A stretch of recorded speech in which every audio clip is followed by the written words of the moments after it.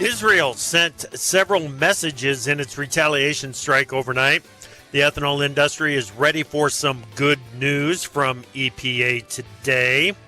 The markets are adjusting to an adjusted interest rate guidance from the Fed, and USDA is getting ready for a very important trade mission to India. We've got a lot of ground to cover on this morning's Free-for-All.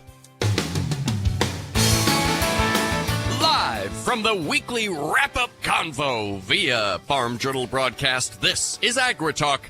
This morning it's our Friday Free-for-All with panelists Jim Wiesemeyer from Pro Farmer and Shaun Haney from RealAg Radio. Directly following the news, Jennifer Scheich from Farm Journal's Pork. I'm handsome newsman Davis Michaelsen, and now the host of AgriTalk, Chap Lowry. All right, Davis. Hey, how are you feeling? Do you feel like you've jammed all 5 days into 3?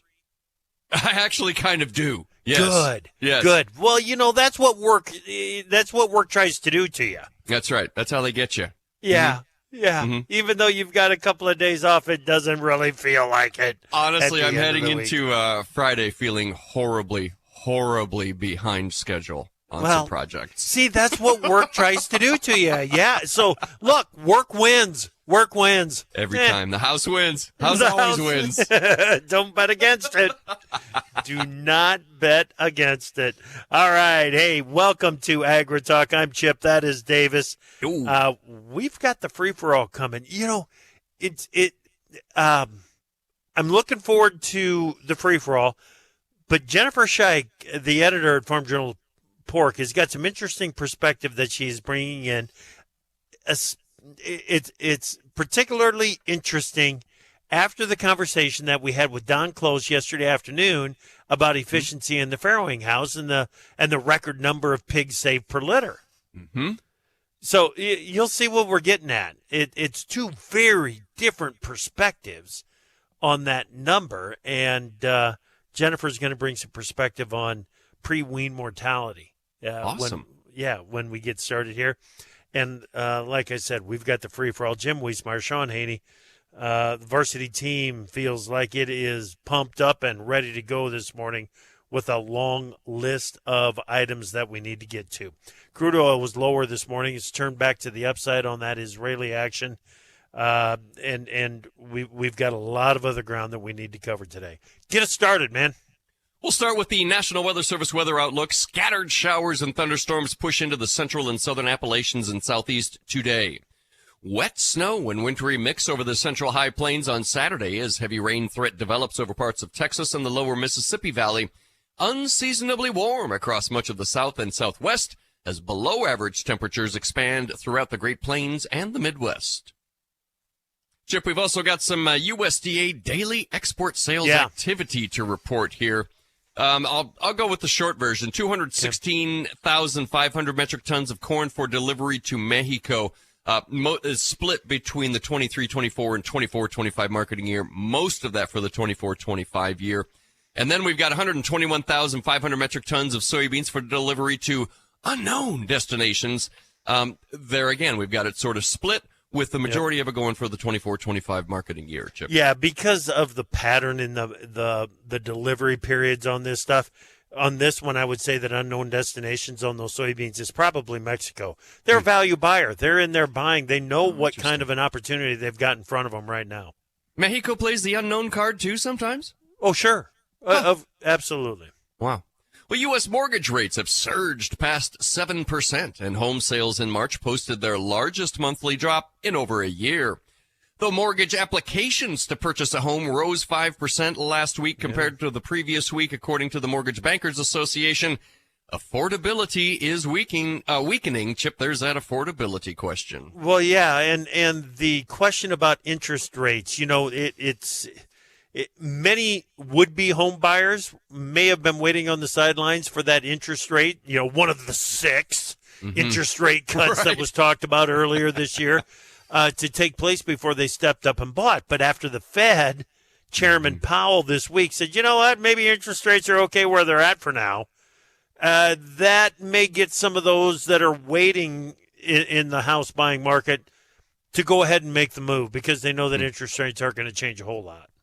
Well, Chip, the Biden administration solidified its stance on limiting oil and gas exploration in Alaska with a plan that entails blocking oil development across a significant portion of the National Petroleum Reserve in Alaska. This plan effectively curtails exploration activities. Additionally, the Department of Interior is expected to announce regulations today that would advise against permitting a crucial 211-mile roadway necessary to access a copper and zinc deposit in northern Alaska. Meanwhile, EPA Administrator Michael Regan is scheduled to testify on the fiscal year 2025 budget request for the EPA before the House Interior, Environment, and Related Agencies Appropriations Subcommittee on April 30. This has sparked speculation, Chip, that the session or a day before it may include an announcement regarding the updated GREET model developed by the Department of Energy. The Biden administration's EPA is set to announce an emergency waiver allowing sales of E15 fuel beyond June 1, extending into the summer driving season. Chip, EPA has previously implemented similar actions in the past 2 years, issuing temporary waivers and then renewing them throughout the summer driving season, and they can keep that up all the way through September, as I understand it. That's exactly right. We'll see it again this year. And finally, Wellspun Tubular, an Arkansas pipe manufacturer, has filed a lawsuit against Summit Carbon Solutions, a company planning to build a carbon dioxide pipeline system in Iowa. The lawsuit seeks more than $15 million in damages due to delays in their agreement. Chip. Yeah, it's like $180 million total order. Mm-hmm. And they're, looking for $15 million of that. Let's get that taken care of. All right. Thank you very much, Davis. Let's bring in Jennifer Scheich, editor, Farm Journal's Pork. Good morning, Jennifer. Good morning. Talk to me about this item that you've got on www.porkbusiness.com about farrowing operations working to reduce their pre-weaning mortality. Well, I think pre-weaning mortality is an issue that everybody's thinking about because obviously our goal is to have more pigs and to be raising more pigs. And so we've seen that the pre-weaning mortality numbers just continue to just creep up a little bit. There's some indication that Q1 2024, I learned in a conversation yesterday that we may see a tiny drop as compared to 2023. That's likely due to kind of an improved health picture that we've had this winter in the end of 2023. But the story that we posted, it just really talks about some things that producers can do. Dr. Kara Hayden with Pipestone presented at the American Association of Swine Veterinarians Conference. I thought she had some good reminders and recommendations, but one of those was just thinking about how often we move those little piglets.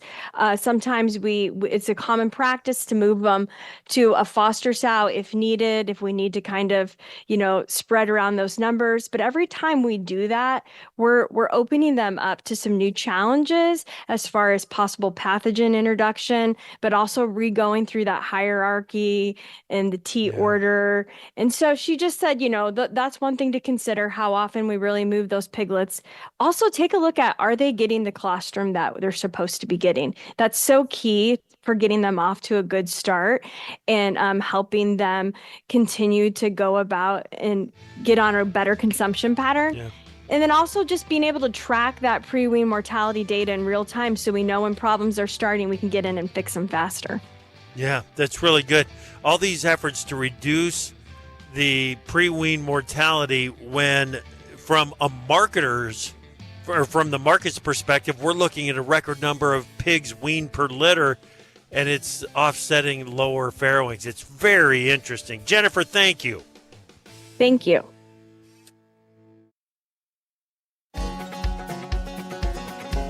You're listening to AgriTalk, where the conversation begins. Join us at 855-4-TALK-AG. Davis, are you still there? I absolutely am. Always, buddy. I'm always here for you. Good. I need you to be part of the free-for-all today, okay? Oh, now? That's now? Yeah, now. Ooh. Now. We're doing it now. I'll move some things around. Excellent. Mm-hmm. Davis Michaelsen, the AgriTalk news anchor, is here for the free-for-all. Shaun Haney, Real Agriculture, Real Ag Radio. How you doing, buddy?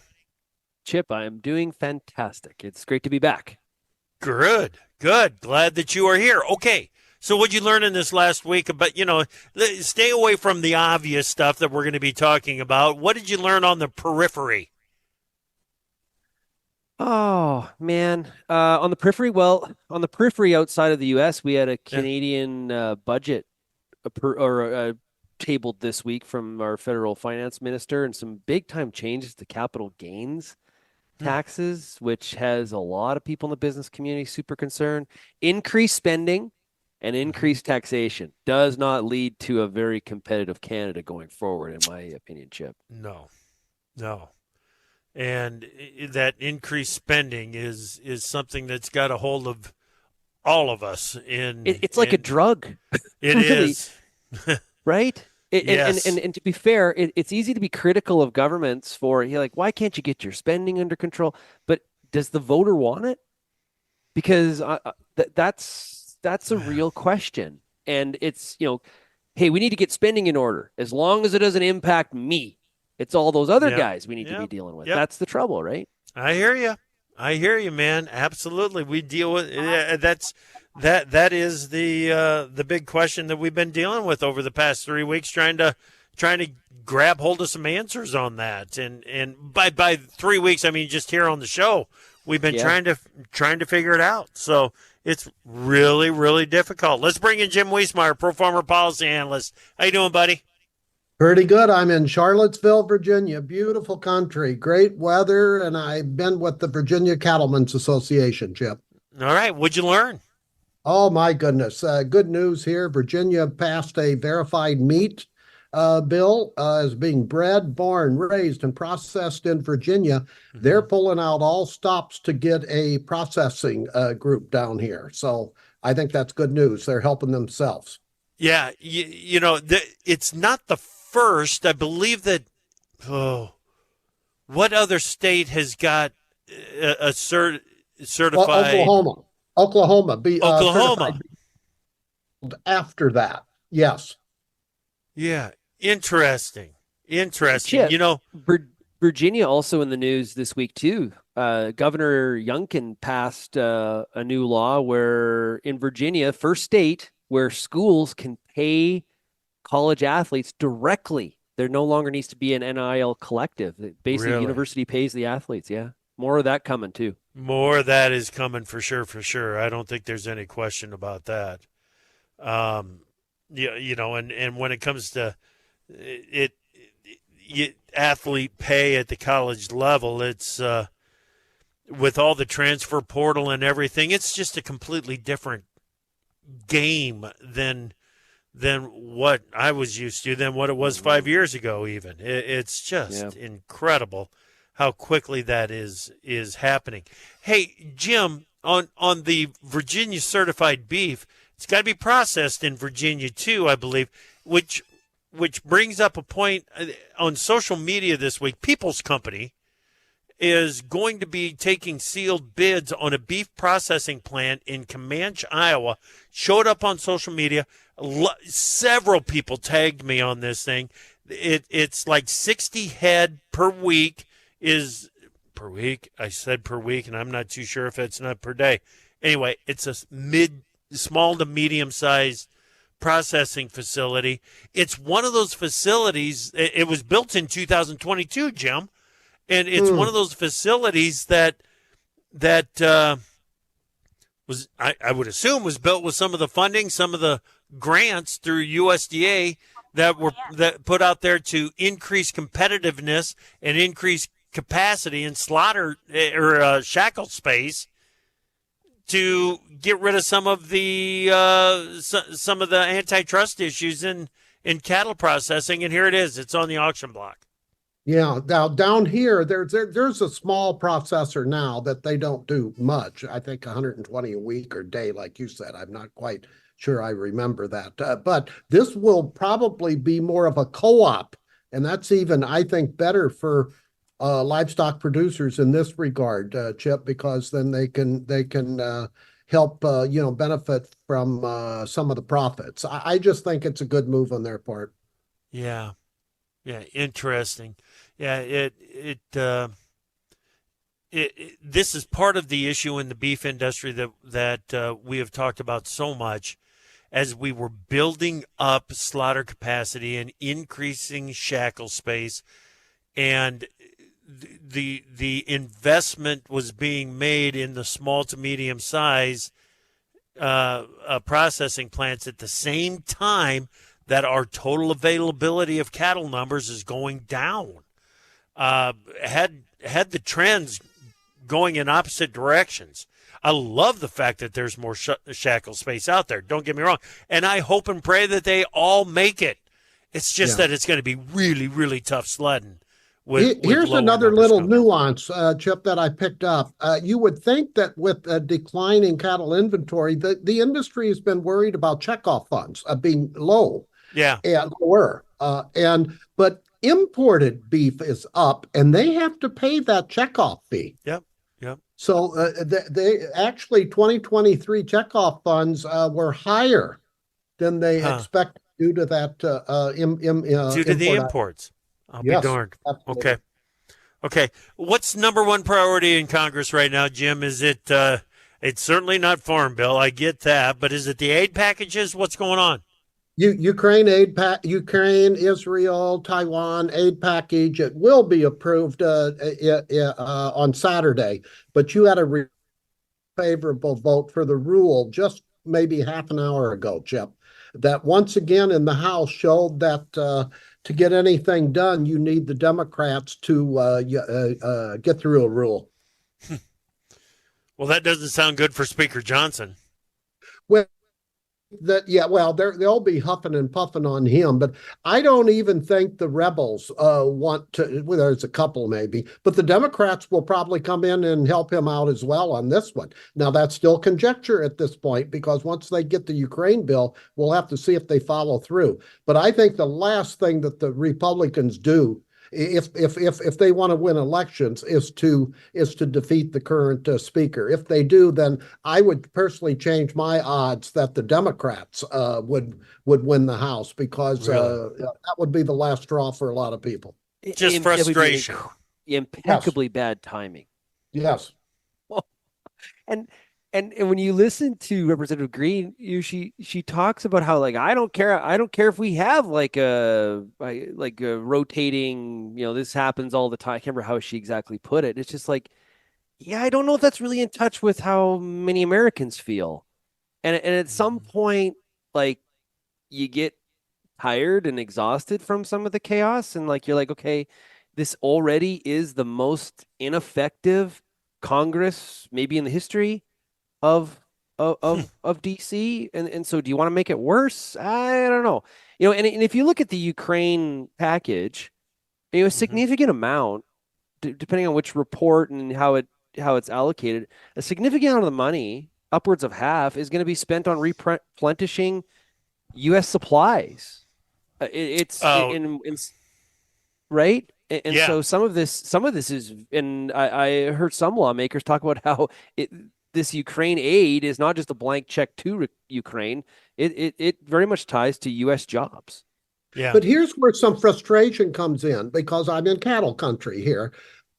Here they see some of this stuff, aid, Vilsack tapping $1 billion out of the CCC again for food aid. Not that it's not needed, okay? But yet they can't find the funds to continue the cattle inventory report in July. Right. Again, frustration. Yeah, man, and you want to, boy, that created a bigger dust up than what I thought it might. Because, and the reason that I say that is there's always been frustration over the USDA numbers, and every time a USDA report is released, there's always complaining about, well, that can't be right, and they need to do a better job of the surveys. They need to do this. They need to do that. Well, if they need to do a better job, and you think it's bad data, isn't getting rid of bad data? Shouldn't that be preferable? So instead we've got all these groups, and I mean all the groups, that are coming up and saying, no, it's like your spending argument, Haney. Yeah. No, you can't get rid of that cattle inventory report. We need that. That's coming from all the cattlemen and from the American Farm Bureau. We talked with an economist from AFBF yesterday about that. Same thing on the county level for the livestock and the crops production. Yes, the county data is extremely important, because companies use that as their mini supply and demand reports, Chip, and their lack of information is going to hurt them on supplies, basis computations, and things like that. Okay, we need to continue that conversation. We'll do that next year on the Free for All on AgriTalk. Time for Markets Now with the experts from Pro Farmer. Joining us now, Pro Farmer editor Brian Grady. Beach soybeans are working hard to get back yesterday's losses. What's going on? Yeah, just corrective, Chip. So we stopped just shy of the February low and bouncing and moved through several layers of overhead resistance and picking off some buy stops but just the real crux of it is it's corrective buying. You know, we've been beaten down pretty well here recently in the soybean market. Meal is helping out. It's trading solidly to the upside as well, about $4 higher here. Soy oil lagging a little bit, but still a general firmer tone there. All right, very good. Soft red winter wheat leading the wheat complex to the upside. Yeah, wheat's kind of been the dog, but SRW contracts are participating largely because we're seeing that strength in the soy complex and corn, but also a general firmer tone across most commodities here as we close out the week. All right, very good. Live cattle futures trading just slightly, modestly lower ahead of that cattle on feed report. What is the trade expecting there? Yeah, the feedlot numbers to be up about 2%, a little bit more than 2%. And so, keep an eye on the placements. That's been the number that has really been jumping around the past several months here. But really going into the report, this is one of the tighter trading ranges we've seen on expectations for the placements number. So the expectation is they'll be down significantly from a year ago there. And then on the hog side of things, it's been a pretty rough week to this point, but strong gains here at mid-morning, so gaining back some of the losses that we've previously seen. Excellent. Thank you, Brian. Have a great weekend. That is Pro Farmer editor Brian Grady on Markets Now.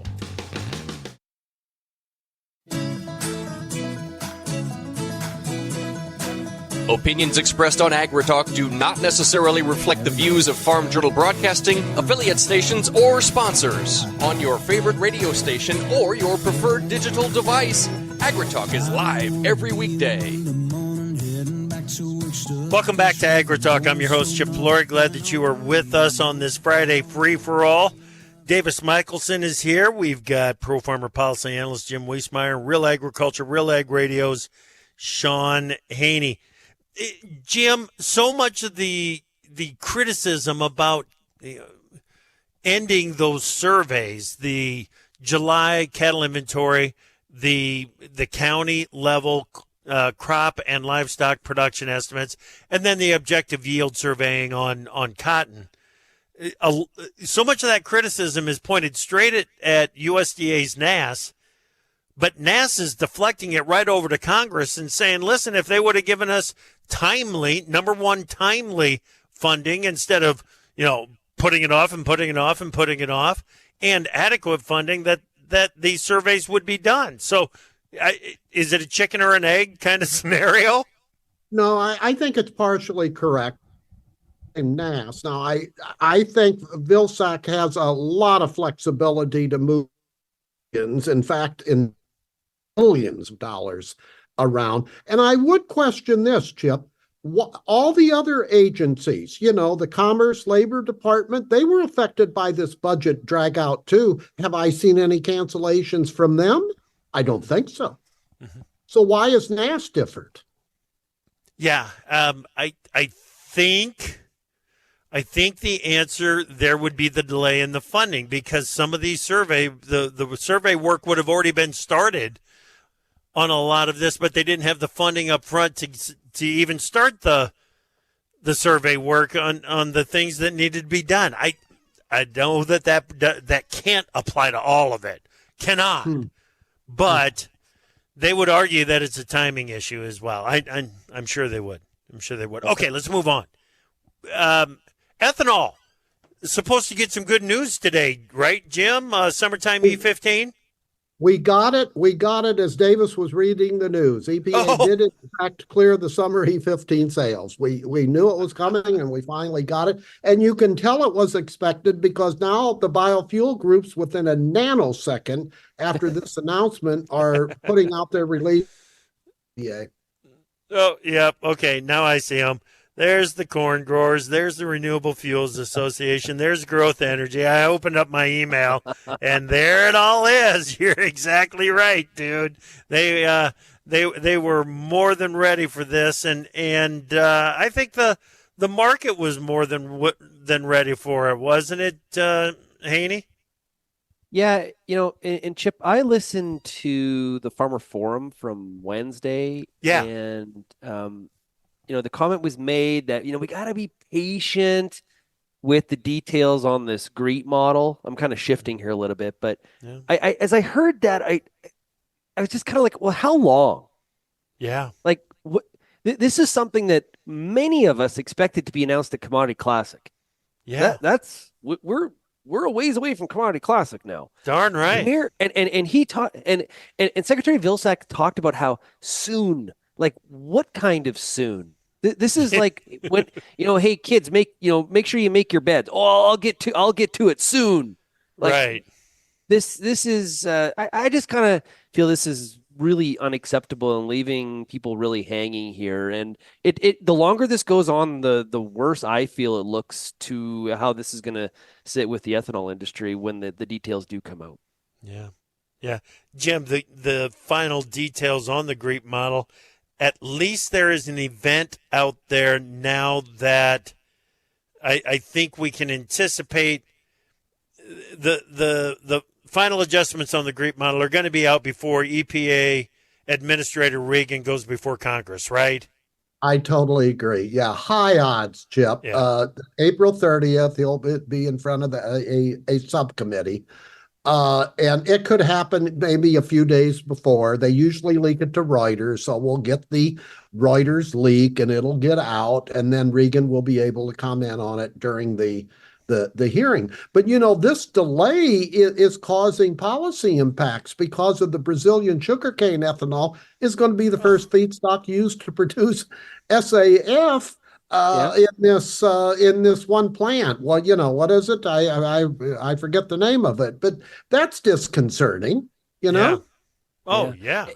Well, and meanwhile, there's a broader theme here of corn and wheat-based ethanol's ability to be involved in some of the discussion, especially as it pertains to some of this, new climate policy relative to renewable fuels. Like I mentioned the budget in Canada this week. There was $776 million for a retooled clean fuels fund that's going to drive production of renewable diesel, sustainable aviation fuel, and renewable natural gas. Guess what wasn't included? Ethanol. Right. And so the lobby group up here, RI Canada, our version of the RFA, very upset and trying to tell the government, hey, if you don't make Canadian ethanol policy in line with, if the incentives in line with the US, all it's going to happen is we won't have a domestic industry, and it's going to be good news for the American industry because we're just going to continue to import more US ethanol, which I believe Canada is the largest importer of US ethanol already. So yeah ethanol having struggles. Yeah, it's interesting because the ethanol margins, production margins were so good and have been so good. It's been producing big, the weekly production numbers have been really outstanding to the point that USDA in the April supply and demand report had to add 25 million bushels to the corn for ethanol production number. And then this last week, the reporting week, our production number just fell out of bed. Everybody's kind of wondering, okay, is it a maintenance period? Is it what exactly caused this big slowdown in ethanol production? And I think it comes back, but there's a lot of uncertainty about exactly where this whole thing is going. So, Jim, yesterday I had a conversation with Tom Bias. Got Tom back on the show, talking about the American Carbon Alliance and the making low or zero carbon liquid ethanol available to the marketplace, and the pathway to SAF and how important it is for the future. Again, Tom is one of those that when you ask him the question, what's the next ethanol for the corn market, his answer is going to be ethanol for jet is the next ethanol for the corn market, right? Yes. Yeah, Tom's a veteran of this industry, Chip, and I would listen with dumbo ears to what he always has to say in this regard. He's been in the trenches on this whole industry, but I want to connect dots here. Okay. I will use one of the favorite words of Vilsack and the Biden administration, equity. When these announcements are being made, when GREET model reform does come, is it equitable? Is it equitable to the corn-based ethanol? When we have the Farm Bill announcement coming up here, it looks like in mid-May, G.T. Thompson, House Ag chairman, very nice guy, is just so upbeat as what he thinks will be a bipartisan bill. Well, we're going to, number one, see if it's bipartisan. But number two, I don't want any lawmaker to self-grade their own bill. I want to see how equitable it is for corn, soybeans versus some other crops. I will tell you a little secret here that Thompson has been working very closely with Budget Chairman Jody Harrington, Republican from Texas, and I think that they've worked out a deal to get some of the funds for that Title I safety net in very creative ways. That's all I've been told. I've been provided no details. But so we're going to see whether, number one, will any Democrats go along with that approach? And number two, once we do get the details, some people are telling me they fear that it could generate a north-south divide where the southern crops are at least perceived to be more favored than the Midwest. We'll see. We'll see. Yep. And that's so that's the old cotton sugar versus corn soybean. Yes. Yep.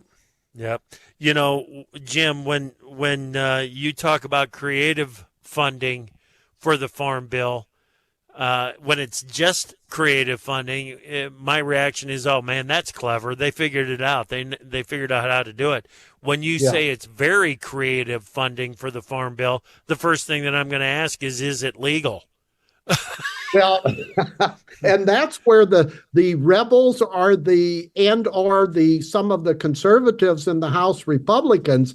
We're going to see whether or not they go along with this. And if they don't, then you can see this steppage here. That's when Thompson knows he's going to need some Democratic votes. But if you read what the Democrats are, listen to what the Democrats are saying, they don't like what they're hearing, at least thus far, about this secretive Farm Bill. So we're finally going to see some text, and then we'll see whether or not any Democrats will go along, because GT's going to need them. If not, you're not going to have a Farm Bill.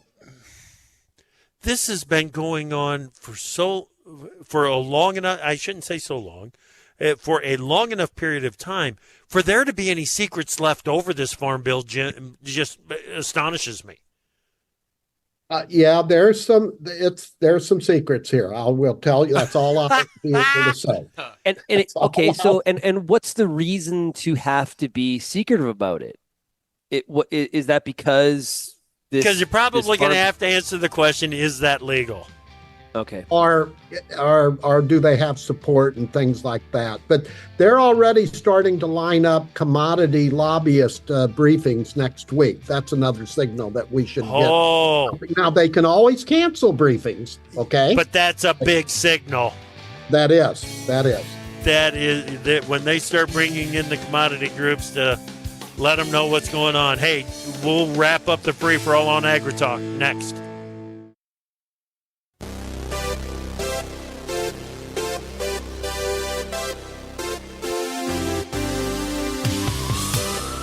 When news breaks, the newsmakers talk about it on AgriTalk with Chip Flory. Davis, I can't help it. We need to jump right back into the free-for-all. Oh, jeez. I'm sorry. I'm sorry. No, that's I'm sorry. With both feet, I suppose. Yeah, absolutely. Absolutely. Free for all. Davis Michaelsen, Jim Wiesemeyer, Pro Farmer Policy Analyst, Shaun Haney, Real Agriculture, Real Ag Radio. Jim Wiesemeyer, what did you learn from USTR Catherine Tye's testimony before the House Ways and Means Committee this week? And Senate Finance Committee. She hit both chambers, Chip. Okay. It told me again, both Democrats and Republicans are not happy with the lack of free trade agreements. And Tide, she doesn't like being challenged as much as she used to. She admits, here's the key, she admits free trade agreements are good for agriculture, but not for workers in industrial companies, et cetera. So basically, we're not going to go this way. Now, to be fair, she touted access for specific products totaling up to $20 billion the past 3 years. I've asked for a detailed of those $20 billion, but there's been no FTAs because frankly, the Biden administration doesn't want to spend the political capital to get trade promotion authority, which would allow them for an up or down vote with no amendments if they ever come up with a new trade agreement. And John Thune from South Dakota, what about an easy TPA like United Kingdom? And Ty shot back, there's no easy free trade agreements. Yeah, I'm siding with Ty on that one. That's yeah. Come on, Canada's part of the Commonwealth and can't find. UK walked away on Canada when it comes to a bilateral agreement. I think Ty's nailed it. Also this week, tied to this is White House climate envoy John Podesta was speaking at a conference. I think it was in New York, and he dropped a bunch of bombshells talking about how. Quote here, we need a smart 21st century approach to climate and trade policy that launches a race to the top for climate action, meaning emissions need to be much more a part of trade agreements going forward.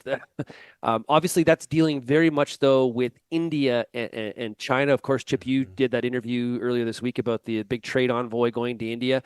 And some of the barriers there well recognized in the interview. That India is... that's a very difficult market. Incredibly difficult. Tariffs on, tariffs off, depending on some of the domestic conditions. That is not like the Japanese market, for example, or even China. India is its own animal. And sometimes frequently we have to fight. I don't care whether it's Democrat or Republican administration. They have to fight our own State Department when we're trying to put the pressure on India to open up. And that's where the State Department gets to the geopolitics, Chip. Oh, man. I'm going to, there are a lot of layers to this onion when it comes to India trade. There's no question about it. Yeah. And it crosses so many different paths to get to what we are looking where agriculture wants to get to. And where agriculture wants to get to, Jim, is a reversal of this trend that we've got on the trade balance. 2023, fiscal year 23, $16.7 billion trade deficit for U.S. agriculture. And $30.5 billion forecast for this year. $30.5 billion. Okay. Yeah. I asked the Farmer Forum, April Hammis and Bill Flory, who have been very much involved in building overseas markets for U.S. soy, for U.S. corn, and for U.S. wheat over many years of involvement. If we can get back to a positive trade balance, and they're not so sure that we can ever see that happen again, Jim. Wow. And the country has turned insular relative to trade policy, Chip. You're seeing in both presidential candidates be protectionist, and the audiences clap. So this is going to be a rough hill to climb over the next few years. What's going to happen to trade, even with, like, say, South Korea and Japan? Look what's happened to the weakness in Japan's currency. Buying U.S. products, that got a lot tougher. Yes, it trade is not easy. That is the bottom line, And the Jim, as you were defining and kind of summarizing the comments from U.S. Trade Rep Ty, that's the Biden administration. But if it is a Trump administration, a summary of the situation is not going to sound all that different, is it? Be very similar. The only Yes. one where Trump would be and Lighthizer would come back in as U.S. Trade Rep or some other position in these across the board tariffs and big tariffs on China of 60% or more. You'd have trade wars all over the place. Yeah, no doubt. Okay. Haney, what do you think? Did Federal Reserve Board Chairman Powell take interest rate cuts off of the table for 2024? It sure seems to be that way, Chip. And yep. I'll tell you what, I have heard more discussion this week listening to and reading financial analysts, rate increases. Yeah. Which is entirely divergent from what's happening in the rest of the G7. Okay, and that's going to impact currency markets, which we just talked about some of the impacts there of trade. The U.S. economy has been very resilient through this period, much more resilient than some of the other G7 countries. And I think rate cuts may be off the table. If anything, we're down to maybe one this year. Yeah. You guys, I thought we were getting to the point that we were going to start putting some summaries on what a recovery economy looks like. And I'm not too sure now if we are to that point where we can start making conclusions or not. And a big difference, a service-based economy versus a manufacturing-based economy. And how that's all going to create some different ebbs and flows in economic activity going forward. Great job today, you guys. Thank you so much. Jim, you travel safe home. Okay, in my car. You bet. That is Jim Wiesemeyer, Pro Farmer Policy Analyst. Shaun Haney, Real Agriculture, Real Ag Radio. Come back this afternoon. We've got Rick Nazer, independent wheat trader on AgriTalk.